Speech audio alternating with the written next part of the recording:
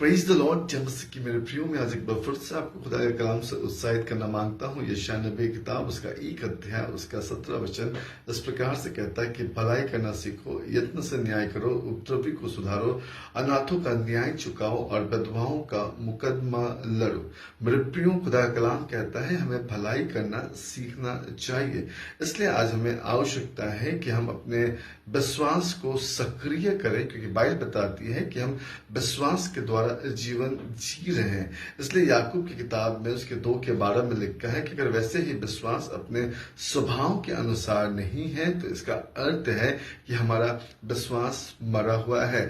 इसलिए आज हम में से हर एक को आवश्यकता है कि हम अपने विश्वास के कार्य को हम दिखा सकें, क्योंकि विश्वास सक्रिय रूप से हमें जीना सिखाता है। विश्वास हमें परमेश्वर के इच्छाओं को पूरा करना सिखाता है। इसलिए आज हम में से हर एक को आवश्यकता है कि हम भलाई करना सीखें, क्योंकि हम विश्वास से जी रहे हैं तो हम अपने विश्वास के कार्य को भी हम पूरा करें। बाइबल इस प्रकार से बताती है कि उसका न्याय और दया जो है वो एक ऐसा चरित्र है जो परमेश्वर का प्रतिबिंब है।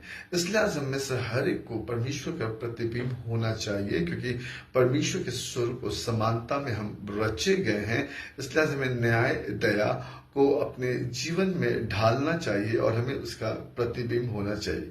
मैं एक वचन आपके सामने रखना मांगता हूँ। गलातियों की किताब उसका 6 अध्याय और उसका 2 वचन इस प्रकार से कहता है कि तुम एक दूसरे का भार उठाओ और इस प्रकार से मसीह की व्यवस्था को पूरा करो। इसलिए आज हमें आवश्यकता है कि हम भलाई करना सीखें, यत्न से न्याय करें, उपद्रवियों को हम सुधारें, अनाथों का न्याय चुकाएं और विधवाओं का हम मुकदमा लड़ें। क्योंकि जब हम एक दूसरे का भार उठाते हैं तो ऐसे ही हम मसीह की व्यवस्था को पूरा करते हैं। मेरे प्रियो, आज हमें आवश्यकता है कि हम खुदा की व्यवस्था को पूरा करें। जय मसीह की। God bless you.